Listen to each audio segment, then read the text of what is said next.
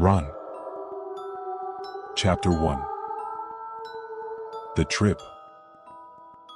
Chris was looking out the car window as Rose drove, the road serpenting through the dense forest around.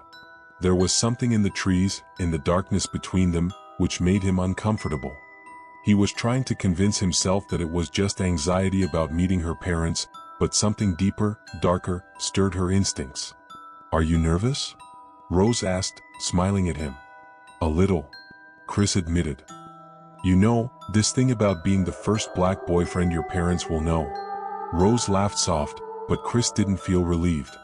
He had already gone through uncomfortable situations with former girlfriend families before, but something in the way Rose talked about her parents made him more restless than usual.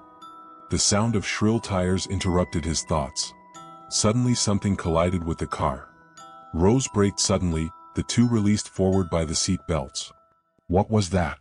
Chris asked, trying to understand what had happened. Rose got out of the car, her face tense. Chris followed her, her heart rapidly. There, on the road, was a deer, the large and dark body extended a note. The animal seemed almost displaced in that scenario, like a disturbing message of some kind of warning. Chris felt a chill climb the spine. He looked at the forest around and, for a brief moment, thought he saw something moving between the trees. Something human. Rose took the phone to call the police. While talking to the attendant, Chris looked at the deer, feeling that it was more than a simple accident. He looked at Rose, still talking on the phone, and wondered if he should go back, if he should reconsider this trip. But it was too late. They were almost there. If you are curious about what will happen next, subscribe and share so as not to lose the next chapters of this unsettling story. Chapter 2. The Meeting.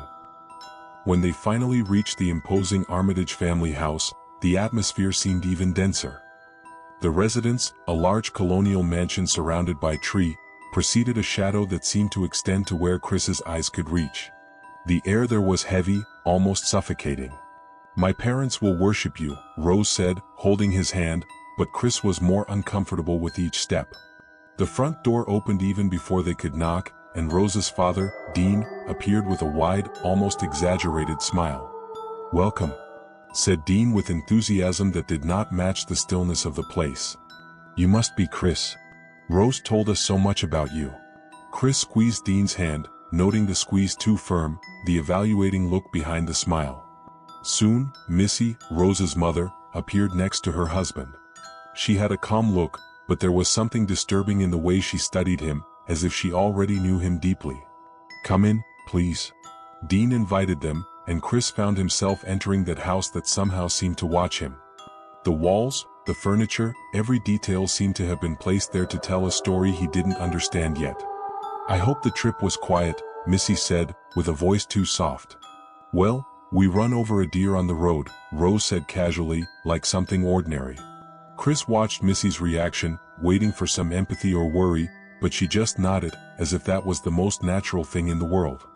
"This happens a lot here," she said. "Are you okay, Chris?" "Yes, he answered, but he knew he wasn't.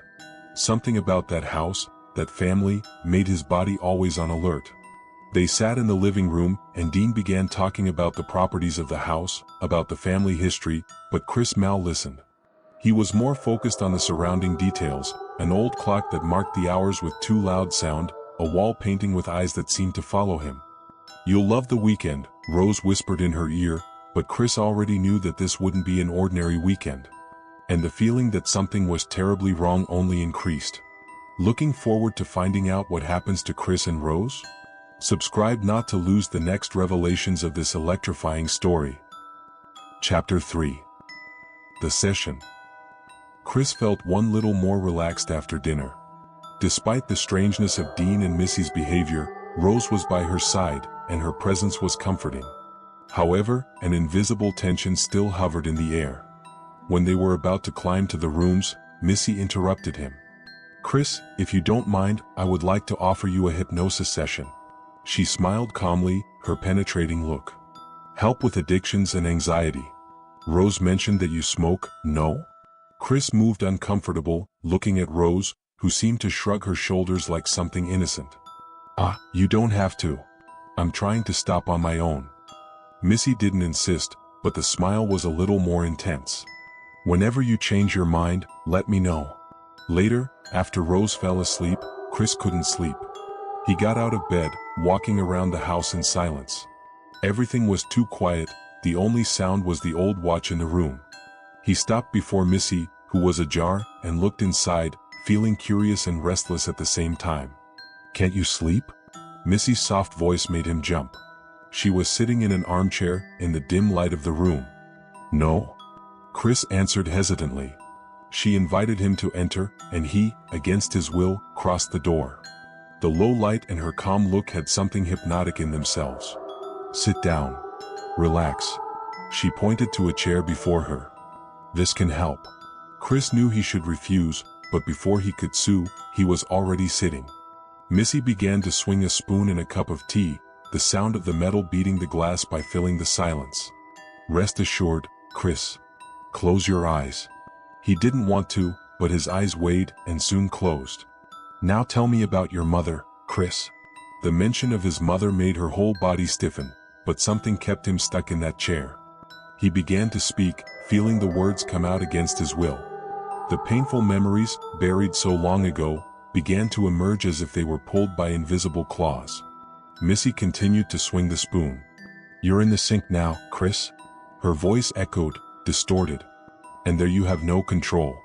The darkness took over his mind, and all he could do was fall, fall, fall. Want to know what happens to Chris while he's in the sunk place? Don't miss the next chapter and subscribe now to keep following this breathtaking story. Chapter 4. The Revelation. Chris woke up with a start, as if he had fallen from a large height. He was back in the room, next to Rose, but something inside him had changed. There was a vague memory of what happened to Missy, but it seemed like a hazy dream, a nightmare. He couldn't remember what she had done properly, but the feeling of being out of control remained with him. As he descended for breakfast, he found Dean in the garden, calmly observing the property. Rose was on the other side of the house, talking to her mother, and he took the opportunity to walk away. "You get used to the place, you know?" said Dean, without turning around. "There is a different energy here." Chris looked around, the wind gently blowing into the trees, but instead of a sense of peace, he felt a weight on his shoulders. "Do you usually receive many visitors?" Chris asked, trying to pull conversation. Dean released a short, almost humor laugh. "Some special people. They don't stay long, but they always leave a mark." There was something sinister in his words, and Chris felt his heart accelerate. Something was very wrong there, more than he could imagine. When he returned home, he found Rose talking to the gardener, Walter, and the housekeeper, Georgina, both with a peculiar, almost robotic behavior. The two smiled, but it was like there was something empty behind those looks. As soon as they realized he watched them, the smiles disappeared, and they returned to their tasks. Chris wanted to say something to Rose, tell her about the growing discomfort, but felt that the words didn't come out. It was as if a part of it was being silenced, repressed by forces he could not understand. Later, during a walk, he briefly mentioned the meeting with Missy, trying to sound casual. "She tried to hypnotize me last night, you know?" he said. "Ah, really?" Rose he laughed, apparently finding it funny. "I bet it worked, right?" Chris tried to laugh together, but inside he felt that he was sinking even more in that abyss that Missy had created in his mind. The tension is increasing and the dark revelations begin to surface. Are you enjoying the story? Then share and subscribe to find out what comes next. Chapter 5. The Guests. The next morning, the Armitage house began to fill with visitors. Luxurious cars parked at the entrance, and well-dressed people descended, talking and laughing. The weather was different, but Chris's tension did not dissipate, it just intensified. "Oh, it's just a family meeting," Rose said, noticing Chris's discomfort. "They do it every year. You'll like them, I promise."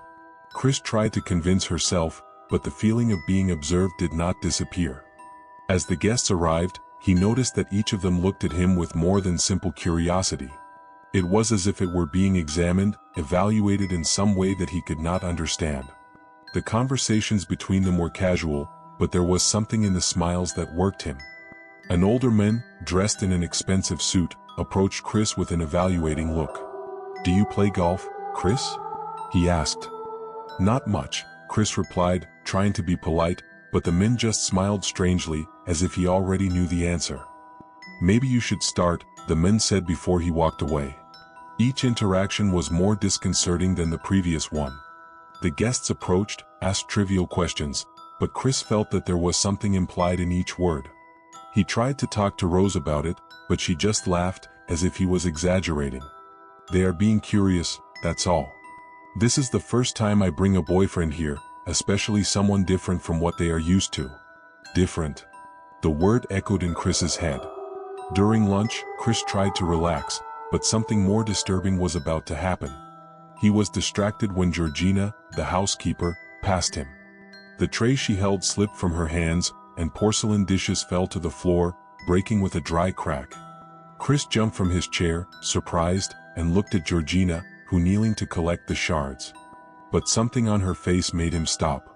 Tears would run silently down the woman's face, but she still smiled, as if forced to maintain that expression. "Everything is fine?" Chris asked, feeling a knot in his throat. "Of course, it's okay," she answered, but her eyes said something else. Chris moved slowly, the discomfort growing up. Something was definitely wrong with people in that house, and he needed to understand what it was. Want to know what Chris will find out? Subscribe now and share this mystery-filled story so you don't miss the next revelations. Chapter 6. The Auction. After lunch, the guests began to gather in the garden, forming small groups that spoke low. Chris watched from afar, trying to understand what was going on. He approached Dean, who was at the center of one of these groups, smiling widely. "Come, Chris, you'll like it," Dean said, waving him approaching. In the center of the garden there was a kind of makeshift stage, and Chris noticed that all the guests were positioning themselves in an organized way, as if they were preparing for some kind of event. He felt a shiver on his spine, but didn't know why. When he came closer, something caught his attention. An older man, who had asked him about golf earlier, held a clipboard. Dean, next to him, spoke loudly, as if he were presenting something of great value. "A young man, healthy, in full physical form," Dean said, without looking straight at Chris, but the words resonated with him as knives. "Smart, with great antecedents." Chris turned to Rose confused. "What is that?" Rose looked at him, the smile on her frozen face, and Chris knew at that moment that something terrible was happening. Before he could react, he felt a heavy hand on his shoulder. He was the oldest man with that disturbing smile. "You're the star, Chris," said the man, while the others stared at him with predatory looks. Chris began to retreat, his heart hitting out of control. The feeling in a trap finally made sense. It was not a family meeting. It was not a casual visit. He was being auctioned, as if it were an object, a commodity. And the eyes of all those strangers, who once watched him curiously, now revealed the truth: they were there to buy it. He tried to run, but his vision began to blur. The last thing he saw before passing out was Missy, holding his cup and spoon, moving softly, the hypnotizing sound pulling him back to the abyss. The final revelation is coming. Subscribe not to lose the outcome of this disturbing story and share with your friends what you think. Chapter 7. The Escape. Chris woke up in a dark room, tied to a chair. His head throbbed, and his body was heavy, as if it had been drugged.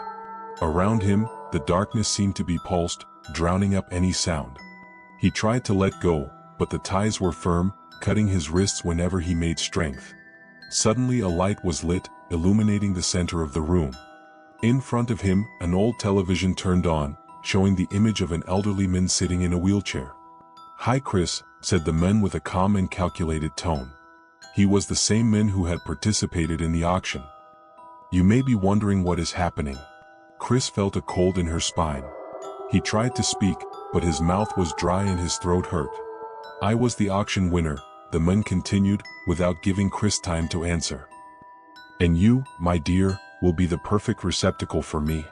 Chris blinked confused, the brain struggling to process the words. Receptacle? He didn't understand. The man smiled at Chris's silence. "My body is dying, Chris. But science has evolved. Now we can transfer consciences. Mine goes to your body. You go to the emptiness. Chris squirmed in his chair, desperately trying to break free.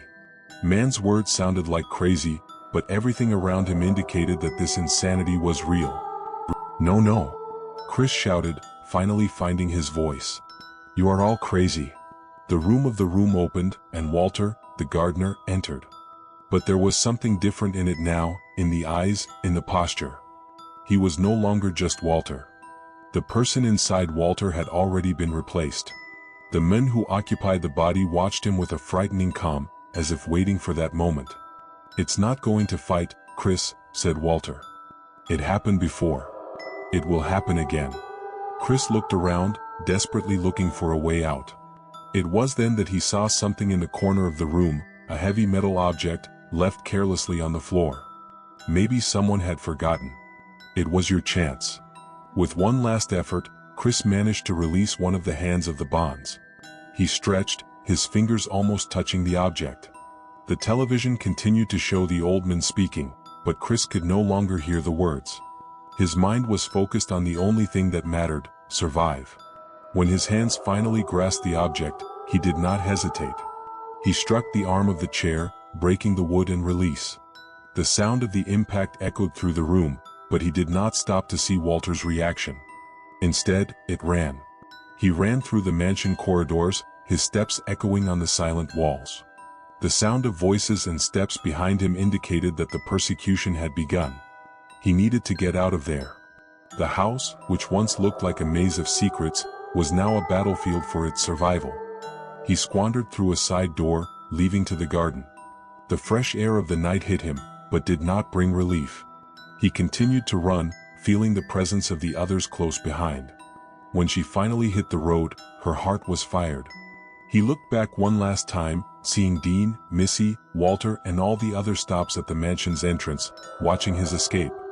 Their expressions were cold, empty, as if they had lost a game. But Chris knew he wasn't saved.